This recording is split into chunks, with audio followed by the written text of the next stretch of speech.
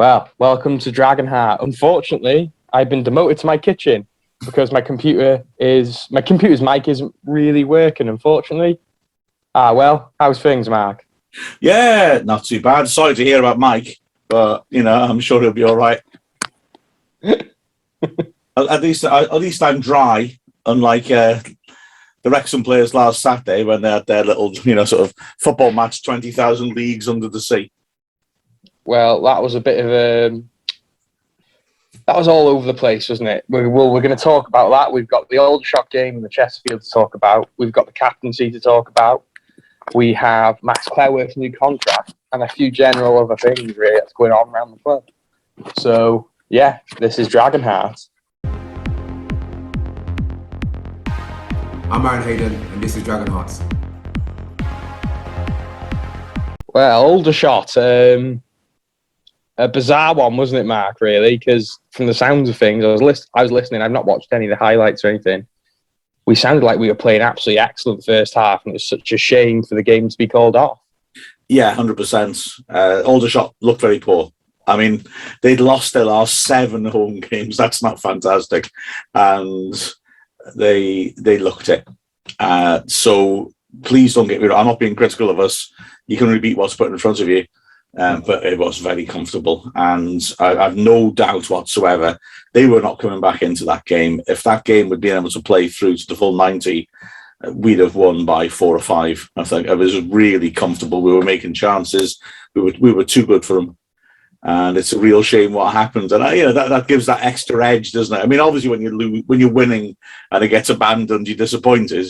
But that really was, that game was, stick a fork in it. It was done. It was finished. But it's important you put teams like this away, isn't it? And you're going into second half 2 up.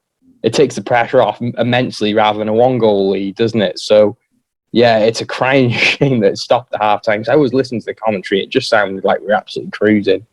And, yeah, that was very typical Wrexham in some ways. You couldn't really get any more unfortunate than that, could you? Oh, totally. I mean, Hosanna looked fabulous going down the right-hand side. They just couldn't deal with him. They had to switch their wide players over. They played 4-4-2, and they switched to wide men because they basically had a striker playing wide on his side and a midfielder playing wide on the other, and the striker just wasn't tracking back, and Hosanna was just running the game, really. Certainly was causing a lot of threat. So they switched him over, and almost immediately we scored. And Hosanna continued to be on top of them. So he looked really excited. And then, our midfields were camped in their half, and they were stuck in their penalty area for big chunks of the game. Hyde and Mullen, who were both scared of those two. I think they had to fill their boots in the second half, to be perfectly honest with you. It was a really good, fluent performance, spoiled, of course, by those 2 injuries. So, well, the Tozer one, as we will talk about after, didn't seem to be as much of a problem as first anticipated, because listening to the radio, I was really worried that he was going to be out for the whole season. And the Luke Young one, which I thought was probably going to be a couple of weeks, has now turned out to be quite a lengthy one, unfortunately. And thank God that Tozer's one wasn't as serious as we anticipated.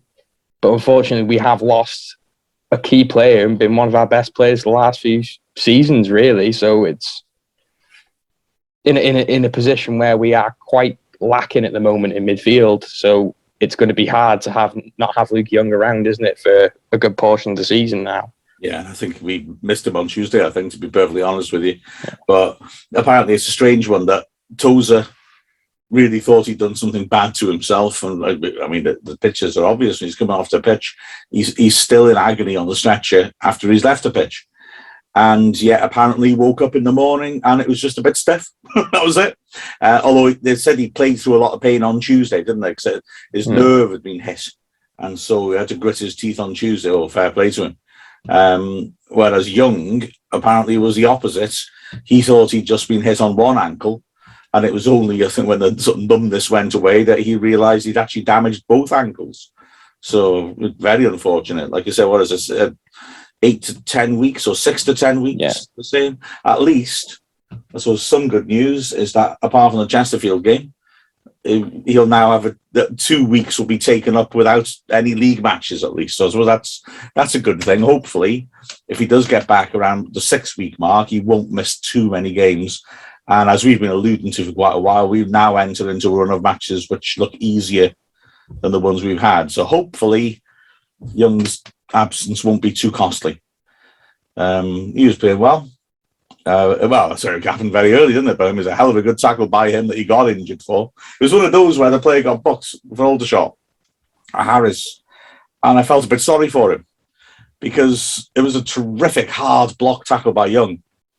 And because he got there first, Harris was already committed to the challenge and went straight through and kicked Young really hard. I mean, he did kick him really hard, but he definitely wasn't going for the man. And I suppose I understand. I mean, you know, rules of the game, endangering an opponent. He did hit him hard, but I felt a bit sorry for him. There was no way he was trying to hit Young. No way. So it was the yellow card to him. I had some sympathy for. It was just unfortunate. The Tozer one, I don't know. You just can't see it properly from the pictures exactly what happened, but thank goodness he's all right. Well, the yellow card is justified in my eyes because Luke Young's out for 6 or 7 weeks, and that's dangerous play whether he meant it or not, isn't it? Unfortunately, that's just the way it is. Yeah. But yeah, I've not got to see the Luke Young or Tozer instance. I'll have to have a look for future reference, really.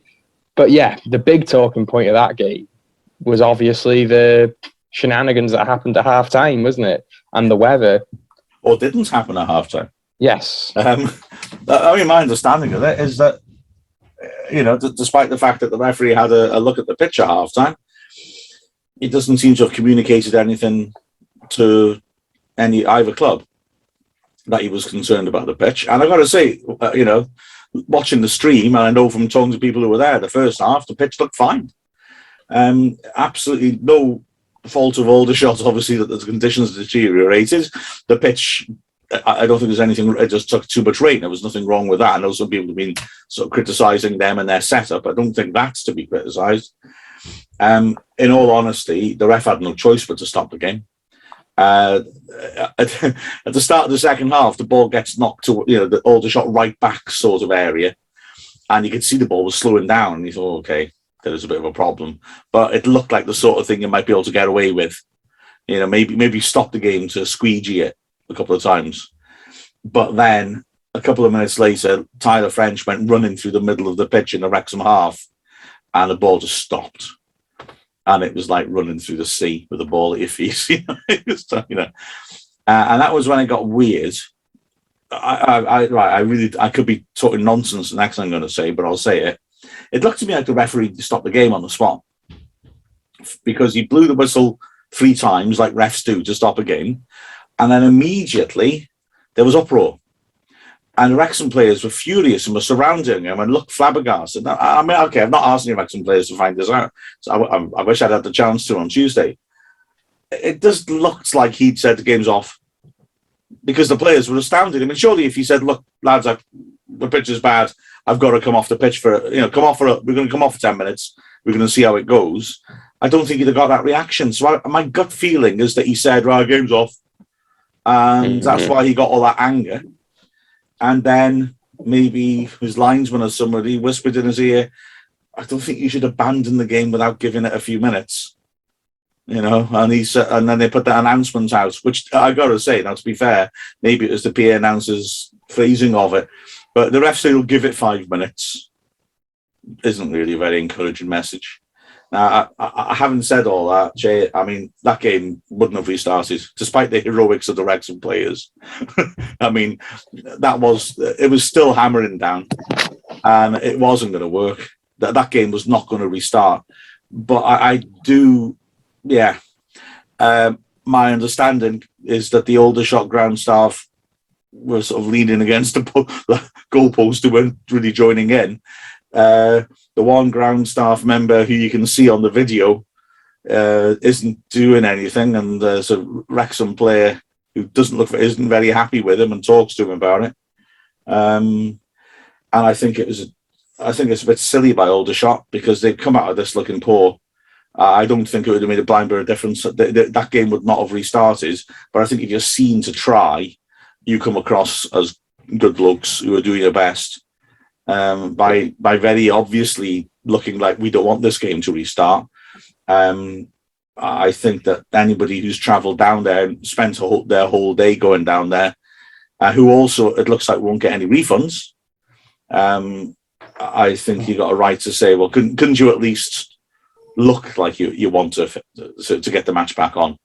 Plus the club itself, we wanted to win it, but it looked very poor. That it's a bad look that they could have at least made it look like they were trying, couldn't they? Yeah. But yeah, at the end of the day, it's the right decision, because if Rob Lainton would have gone to catch a ball, slipped and broke his ankle, or Hayden or Mullin, some of these big money signings that we've made, have been injured and they're out for the rest of the season because we carried on to the side and played in poor conditions, I think it's the right decision to call off a game. Really, yeah, it had to be done.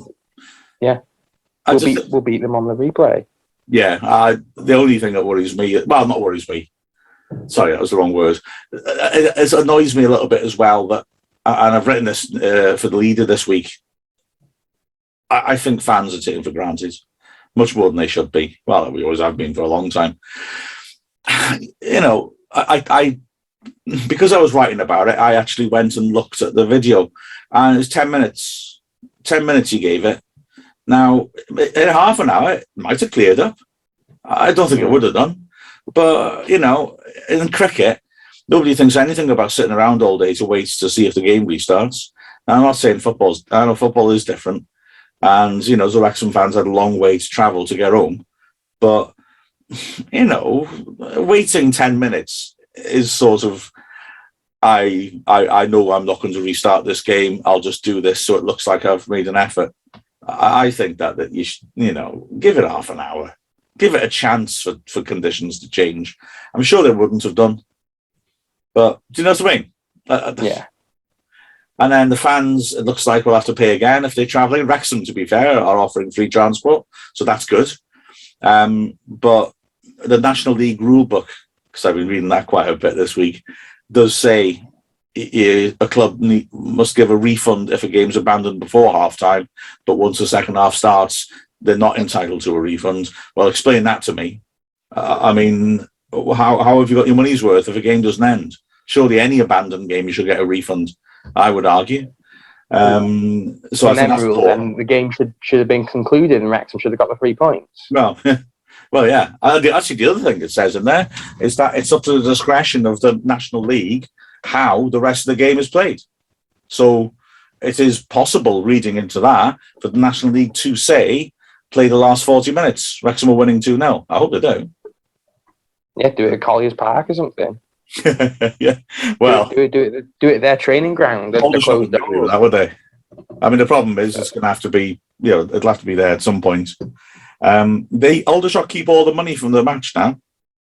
If it's an abandoned game, the home team keeps all the money, which confuses me because I'd have thought it's the away team under travel and possibly accommodation costs.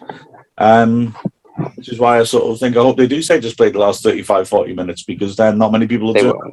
I don't see why you should. I don't think they will. No. They can, though. They can. But they won't. No.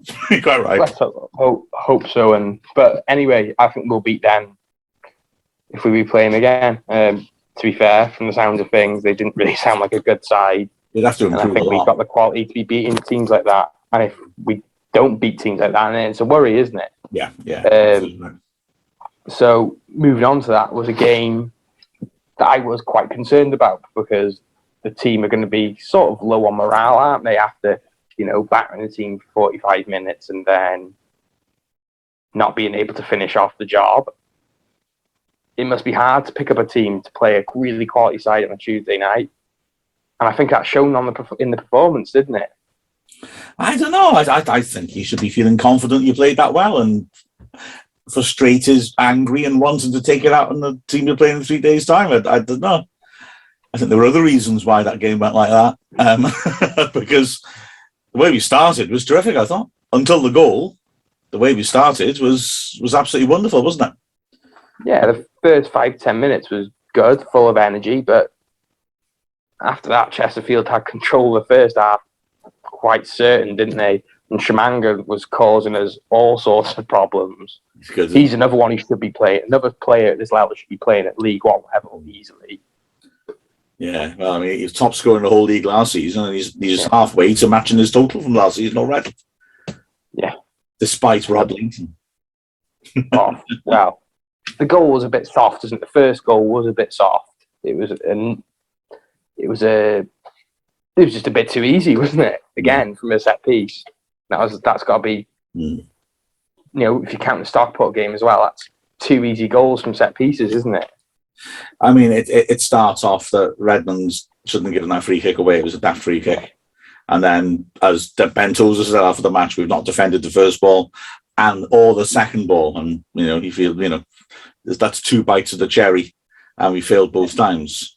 And it just seemed like a punch in the guts to the team. The crowd tried to get behind them, and it just didn't happen. And it sort of refers back to what we talked about a couple of weeks ago, that as we seem to have this one set strategy of trying to pass quickly through midfield, and when the other side are pressing you quite well and your midfield are dropping deeper, it suddenly turns into smashing long, hopeful stuff at the strikers, which was a real concern. And I felt terribly sorry for Mullen and Hyde, because they were just fighting for scraps with no support. It was a hell of a difficult day for them. I think they both came out of that with credit to keep their heads up and keep going like they did. Yeah, 100%. Hyde and Mullen, I did feel quite sorry for. They were really isolated. They weren't really given anything decent, were they? No. Hosanna looked quite energetic. Record, you know, was putting in big challenges, getting himself about. I think Record had a good game. But what summed up the first half for me was Jordan Davis booted the ball in his own face, and that for me that sums up the first half and the majority of the second half as well. I think Chesterfield, even though Chesterfield was a better side, they didn't really look that dangerous, though, did they? Really, they didn't really have many chances. It was a bit of a boring game, I thought. Yeah, I was glad you pointed that out to me after the match, because I came away from the game initially thinking they look very good, and I still stand by that.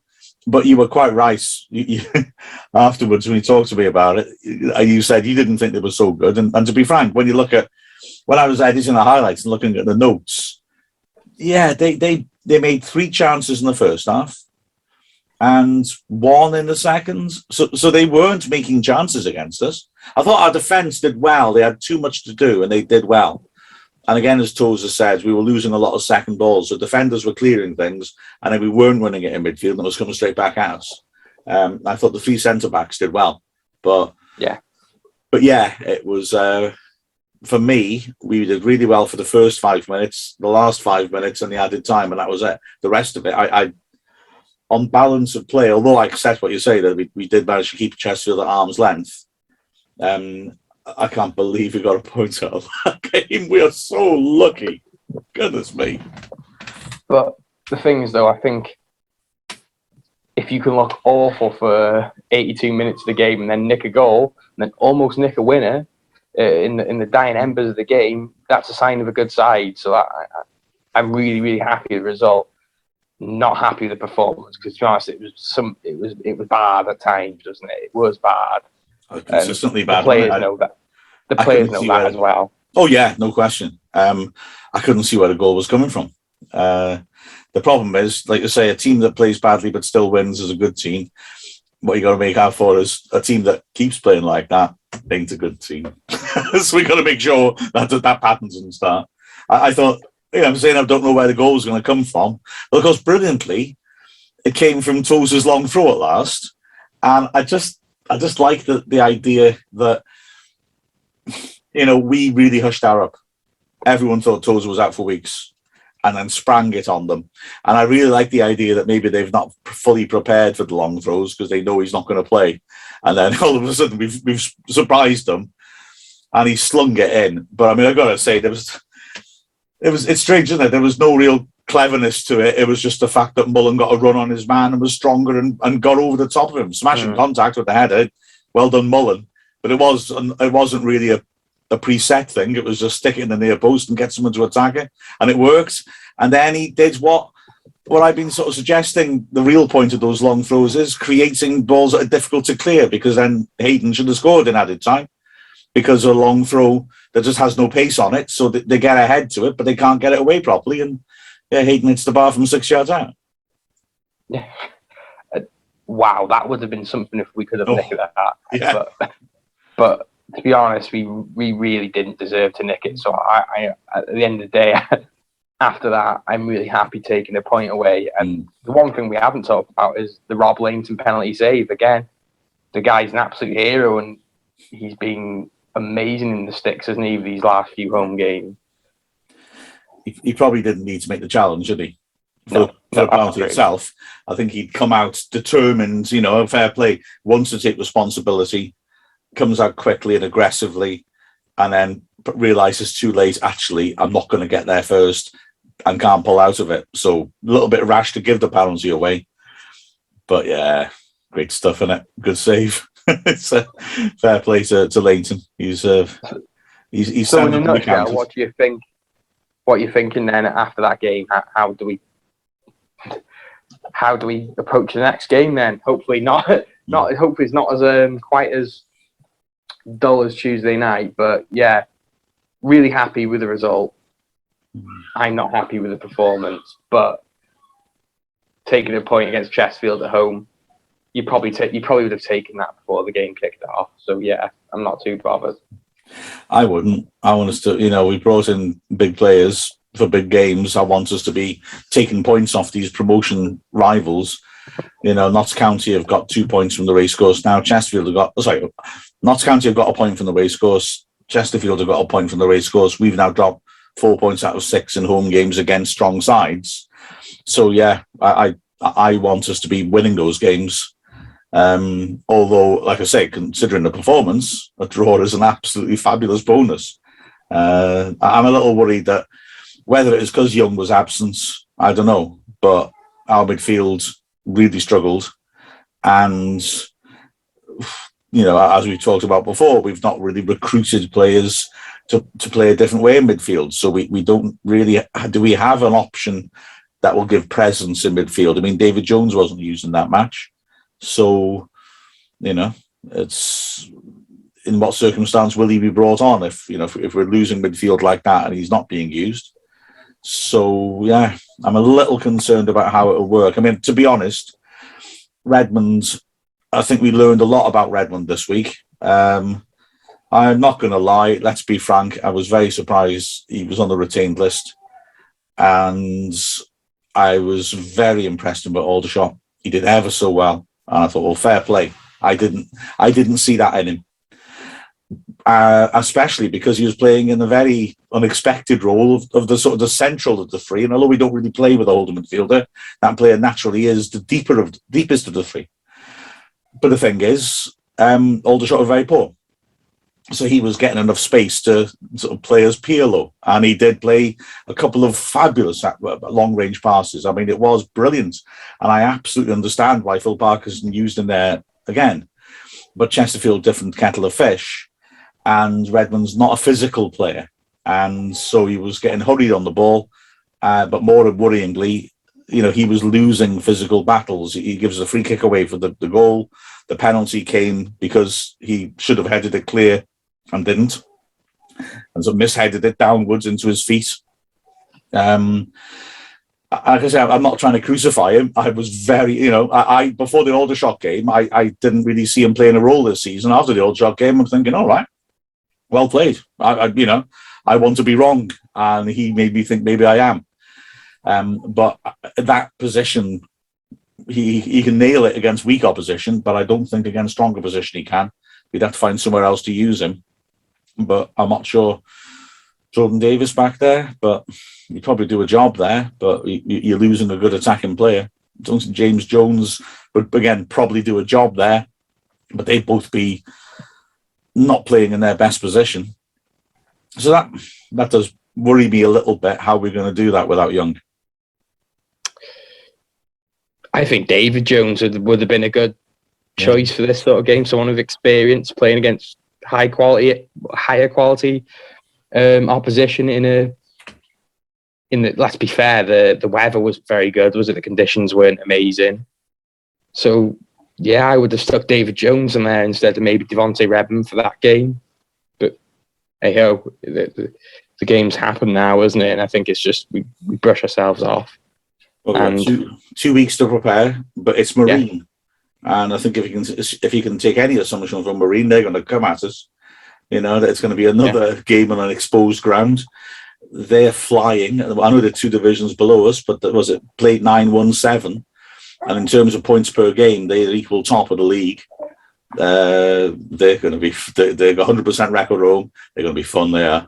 So we've got 2 weeks to prepare for it, but we're going to get a team coming to try and rough us up and get us. So they also have a good reputation in this competition as well, haven't they? Coming up, Marine. So I suppose they're spending that Spurs money well, aren't they? Yeah, that's right. Yeah. It's a good it's a really good opportunity, Marine. I think some of the fringe players to have a go. I think our fringe team should still beat Marine comfortably. But however, you know, Chester lost to a team 2 divisions below them 4-0 the other day. Just thought I'd point that out. Yeah, why? But yeah, Marine is actually, I think either both of the teams we could have played in the first round, the fourth white round qualification, I was pretty interested in. But yeah, I think Marine's a pretty cool one, so I'm really looking forward to that tie. Yeah, me too. Should be interesting. And hopefully, if we get to the first round, me and Mark will be trying to do a live reaction to the first round draw. So that'll be quite fun as well. So hopefully that's some content we can look forward to. Got to win first, though. Yes, we do have to win. Even if it's by a replay on a neutral venue. Ooh, that would be pretty spooky. Old Trafford, here we come. Or maybe Shrewsbury away first. Well, I'm sure the Shropshire police would be delighted with that, wouldn't they? Yeah, and then maybe after that, Port Vale, and then Manchester United. That'll be some fun ties. Anyway, or Sunderland. We could pull Sunderland, couldn't we? Oh, you're talking about the draw. I'm talking about where the replay will be played because we can't use the racecourse. Oh, the replay. Oh, yeah, don't like Shrewsbury. Replay. I think the replay should be played at Brickfield. The new Wembley. Yeah, that is the new Wembley. Once it's not rained in the last 6 weeks, it'll be flooded, won't it? Anyway, after this, we're going to be talking about the new captaincy. I'm Jake Hyde, and this is Dragonheart. The news broke out last week that we have a new club captain, which is an arrangement quite a few teams do, don't they? But Ben Tozer is now the new club captain, and I think Luke Young is staying as still the first team captain, isn't he? Yeah. And we know the third choice now as well, because when they both went off injured, Rob Langton had the armband on as well. But it was strange in a way to announce it when they did, but what worries me a little bit is just that for some reason people have been criticising Young, and I don't get that. I don't think he's been playing badly. I think that the way we use midfield is different and might not suit him as much as normal, but for me, he's still been putting in a good stint, just in a slightly adapted role. I don't really understand why people have criticised him, if I'm perfectly honest with you. Well, I think that there's a lot of highlight on the club at the moment, and everyone's just trying to nitpick every little thing, aren't they? And yes, his form hasn't been quite as good as it was towards the end of last season, but I don't think he's particularly had awful performances. I think he's just been okay. Yeah, I don't see any cause for concern in his performances at all. He's been fighting hard. I don't know. You see people saying, "Oh, he's quiet." I don't think he's quiet. I've never really. He's not as demonstrative as some other players, but you don't care. Maybe you get more of a sense of players' personality when you're watching it on TV and you got loads of close-ups. my impression of Young is he's a good, solid professional. He's a strong voice. He's been involved in 2 off the ball scraps already this season. He certainly doesn't back down. I don't get it, and I don't understand. I think people have made a lot of assumptions about him somehow not having influence over players. Well, I think he's earned a little respect by just by his career.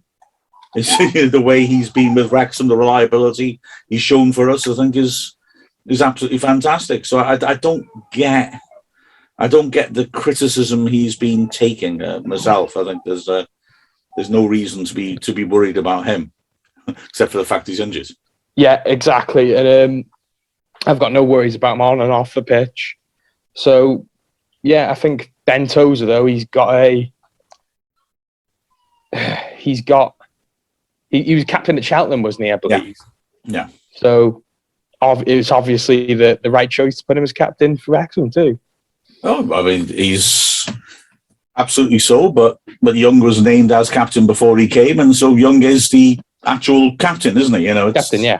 Yeah, the more captains you have, the better, as far as I'm concerned, on the pitch. I mean, Keats had the same sort of attitude. You want as many strong characters as possible. That's exactly right, as far as I'm concerned. I want everybody to be taking their responsibility, giving people instructions and advice and support, and I want everybody to have that mentality. I think you could argue as well that, and somebody rightly commented on when we were talking about this at half-time, we had quite a heated conversation at half-time in the commentary on just this subject. And somebody, I think, rightly said that captains are probably overrated in football, and I am inclined to agree with that. I think people retrofit how good a captain is according to how good the performances are. So, you've got your John McGovern when Nottingham Forest won a European Cup twice in the 70s, and everyone would say, quiet captain, just led by example. So, being quiet was okay for him then, was it? And then other captains, they beat their chests and everyone says what a great leader they are. I mean, I don't think captains influence a vast amount. I think if a team's got character, a team's got character. Team hasn't got character, a strong captain is just bang the head against a brick wall. Captains, I don't think it has crucial. I don't think a captain, the role isn't quite as important as it is in, say, cricket. Yeah. Where cricket, they make decisions about whether they're going to bowl or bat first. Or I'm sure that the management in cricket make that decision anyway, behind the scenes. But I think that the role of a captain in cricket is a lot more important, isn't it? The role of captain in rugby, I suppose, is a lot more important because they're the ones who go and speak to the refs. So yeah, I think the role of a captain in football is probably a little bit overrated and over dramatized. So yeah, I tend to agree with you there. I mean, football teams do make decisions on the pitch. They do make alterations on the pitch, but it doesn't have to be a captain who does that. It can be a senior pro who's seeing what's wrong and saying, lads, we need to do this, we need to do that. Like you say, the cricket thing. Yeah, I mean, the crickets are essentially the manager on the pitch. Until the 90s, you didn't have, cricket managers until the 90s basically were just admin people. They often weren't ex-players, and they were just there, especially when you're on tour, just to organise hotel rooms and things like that. They were more club secretaries, if you will. Now there are coaches in cricket as well, but the captain, well, it depends on the individual setup, but generally I think the captain is seen as having the final word on it.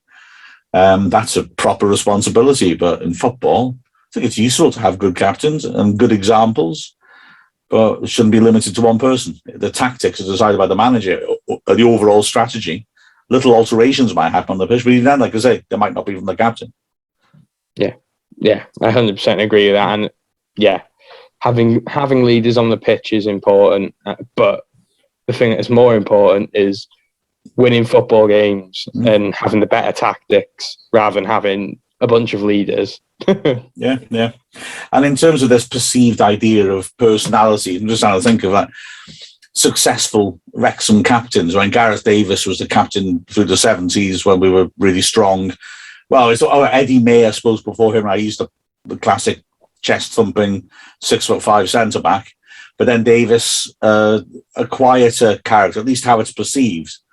But you don't get to be a Welsh international like Davis was and playing in the equivalent of the Championship, like what Davis did, by being a shy little flower. And I think a lot of people think footballers are quiet because they're not on the pitch next to them getting earache.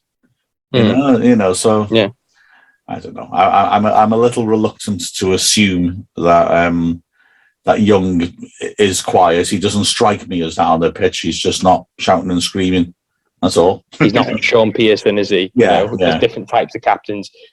Luke Young might be someone who's great in the dressing room, good at picking players up who are down, or I think a lot of football fans read into things that they don't really know about. I think there's a lot of people look at commentators talking about body language. Really, what training have you had to interpret body language? Oh, look at the manager on the bench. They've just scored. He's got such a long face. What do you expect him to be doing? The managers are supposed to be grinning and gurning every time anything happens. Some people do, some people don't. I think Young is a strong voice on the pitch from what I've seen, because we've been lucky enough to see them play behind closed doors. But he's not demonstrative in the sense that Pearson will run 20 yards and shake his fist, and Pearson will chase the referee around the pitch. Young doesn't do that. I've seen Young this season being very firm with referees and very quick to step in when something's happened and get in the referee's ear. He just doesn't do it as obviously as Pearson. Like I said, Kyle Storer tried to pick a fight with him on the first game of the season, and Kyle Storer's a hard nut, and nobody complains about his character as captain of a big physical side at Solihull. Young put him in his place, no question. So I got no concerns about him. The more the merrier. The more responsible but good pros we've got, the better. Yeah, exactly. And speaking of good pros, we have Max Cleworth, who signed an extended contract.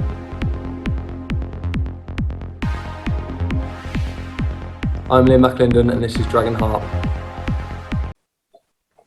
Well, Max Cleworth has signed a 3-year extension, is it, to his current deal, or a brand new contract? A no-brainer as far as I'm concerned. He's looked absolutely excellent so far this season. I 100% agree with you, but it's lovely to see, because clubs that get an influx of money naturally want to spend it on established players, and it's really good to see that. I was talking to some press people from Chesterfield on Tuesday, and they were saying that James Rowe, the Chesterfield manager, is all about the next result, and they've got good young players, but they've not got a chance. Remember, we were saying last season about how many players they have had. They had a new team at the start of the season, then sacked the manager. When Rowe came in, they brought in virtually another new team. And then in January, they let him bring in virtually another new team. So they've used 39 players last season. And then they've ripped it up again this summer. They brought 9 players in this summer. And they're saying that there's good young lads, but they're not getting a sniff, because Rowe, every chance he gets, is spending. And I pointed out to them with a bit of pleasure. I said, well, I'm pleased to say that we've got a hell of a lot of money to spend, and Cleworth's been a regular part of the squad.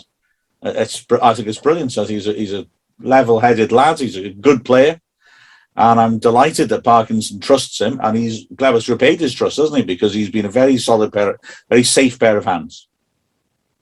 And I feel quite smug about Cleworth, because I say this again, Mark said they should be going to maybe a National League side for a loan deal. I said if he's good enough for them, he's good enough for us. And for me, he's been a fantastic asset this season. And now I'm not so worried about maybe Lennon getting injured or for a short period of time, because I think Cleworth could step in and do an absolute excellent job at that role. And how old is he now? I can't remember off the top of my head. 19, isn't he? I think he's still young. That's very young, isn't it? And I think the sky's the limit for him. I think he is of real quality. Oh, absolutely. I just think, it's funny, isn't it? A couple of weeks ago, 19. A couple of weeks ago, I was suggesting that we have a problem at the back with lack of defenders. And now Lennon's been able to play Saturday, Tuesday. Brisley hasn't even been in the first 11 yet. He's not got on the pitch yet. All of a sudden, it looks like we've got quite a bit of strength and depth in the centre of defence. It's centre midfield, which a lot of people, to be fair, when I was saying centre back, they were saying no, centre midfield's a problem, and well, they were right, weren't they? Yeah. But yeah, Cleworth has done ever so well, and you know, as you said, he could be used even as a defensive midfielder. I suspect they won't do that. I think the way we're set up at the moment, I don't think he quite fits that approach that we're using. But no, he's done ever so well, and this experience will only help him develop. Oh, 100%. And I think that tie against Marine in a couple of weeks' time will be a great opportunity for some of our young players to really shine. Himself, Bickerstaff. You know, I think you forget how young Ponticelli is as well at times, because he's been such a seasoned player for the last season. I think that tie against Marine, I think it'd be ace to see some of the young players, even such a Panyak, the keeper, maybe stick him in goal as well. It's going to be really interesting. I'm not convinced we will see such a young team myself. Yeah. I mean, there's a part of me thinks that Parkinson's got a great cup record, and he'll like the idea of protecting that. So I think he'll pick a fairly strong team. And also, I mean, if you think about it, there's quite a few fairly senior players who will want to get the nod. So you're saying about Bickerstaff, but Ponticelli and Angus will want to be playing ahead of him to get a chance to actually show what they can do, won't they? True, but they have both had cameos this season too. So I would also like to see Bickerstaff have a chance. If you can ever have a chance, it should be against a side who are a couple of leagues below us. Yeah.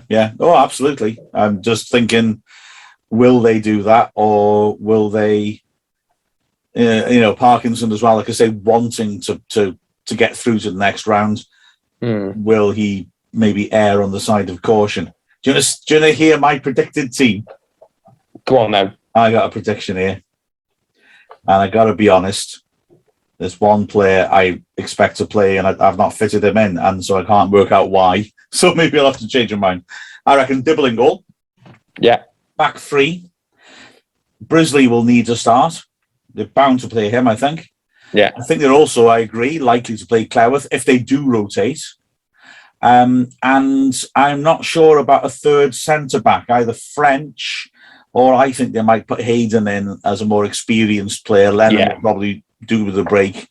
And Tozer's probably going to do with a break after the knock he's had anyway.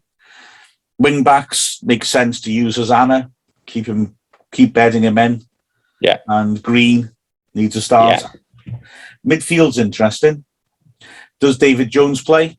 I think so. And then who will the other two be? Two out of Jarvis, McAlinden, Redmond. And I have a funny feeling Jarvis could miss out if it comes down to that, because McAlinden and Redmond have been showing they've got something and will be saying, give me a start. Let me build on that. And then if they continue to have this rotation idea, it'd be Ponticelli and Angus up front. That's the sort of backup team I could see him playing, but I think he might put a couple more first team players in it, actually. I think Hyde, because he's going to need that match fitness, isn't he? And a few more goals.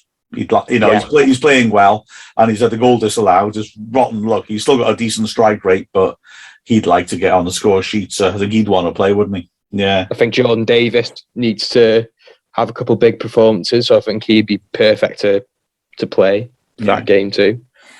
And James Jones has got a good engine on him. Yeah. I wouldn't have thought playing a game after a week. I mean, let's be honest. Parkinson might also be of the mind, and I would understand this totally, of we've got a full, they've had a week and a half off. I'll pick the first team, or pretty much the first team. I think, although I'm saying that that's a one that can make sense as a team, I think if anything, it'll be stronger than that myself. Right, first team could make, well, you still need match fitness, don't you? So yeah. Maybe he does pick maybe the first team without, say, Tozer, and stick Brisley in, give him a chance. Yeah, and maybe you pick Ponticelli instead of Mullin, or Angus instead of Mullin. Yeah. And really get the goals firing and really put a team at two, because I will be fully expecting, if we play the first team, to be demolishing Marine. Careful now. They're They're going well. They're going well. They'll be right up. They're going well, but if you're expecting for us to beat Chesterfield, then we've got to be demolishing teams like Marine, haven't we? Yeah. But I'm not underestimating them.